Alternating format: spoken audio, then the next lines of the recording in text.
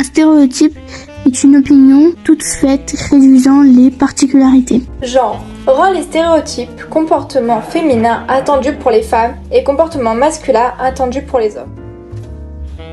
Dès leur plus jeune âge, les enfants se socialisent, alors ils vont commencer par examiner le comportement de leurs parents, trouver des repères par un jeu de ressemblance avec un des deux et vont ensuite apprendre à jouer un jeu de rôle. Ça va être difficile d'aller contre ces stéréotypes. Puis, on associe souvent les émotions, la douceur et la patience au genre féminin. A l'inverse, l'indépendance, l'ambition, l'agressivité sont des attributs considérés comme masculins. D'abord, il faut savoir qu'en Europe au Moyen-Âge, on considère le rose comme une couleur masculine, symbole de force et de virilité. La couleur bleue, elle, est plutôt attribuée aux filles car elle fait écho à la pureté. Mais alors pourquoi aujourd'hui le bleu et le rose sont associés à des sexes ? C'est avec la figure de l'actrice américaine et souveraine de Monaco, Grace Kelly, que le rose prend la dimension que l'on connaît aujourd'hui. L'actrice adorait la couleur rose. Elle décida alors d'habiller sa petite fille uniquement de cette couleur, ce qui amena beaucoup de paparazzi à prendre des photos et cette nouveauté, ce qui a influencé la société. Puis, dans les années 1970, le début des premières échographies fait son entrée.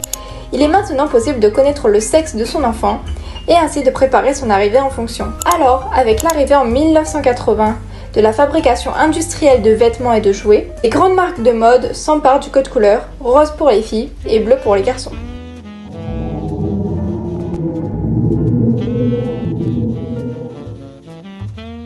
Au cours du 19e siècle, les femmes portaient toute la robe, mais elles étaient de plus en plus nombreuses à vouloir adopter le pantalon. Elles pouvaient alors le porter sur autorisation de la préfecture de police de Paris. Mais George Sand, elle, le portera sans cette fameuse autorisation, ce qui a beaucoup influencé et fait parler. Au cours du XXe siècle, face au nombre grandissant de femmes en pantalon, l'ordonnance tombe en désuétude, à l'oubli. On voit encore aujourd'hui, certains métiers sont souvent associés à des sexes comme steward ou babysitter. Et on voit mal un homme exercer ces professions car on les voit plutôt dans ceux des physiques, techniques où il faut produire et créer.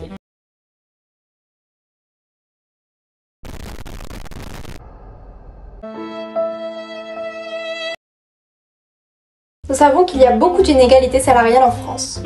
Les femmes gagnent 15,8% de moins que les hommes encore aujourd'hui, tout en exerçant le même travail.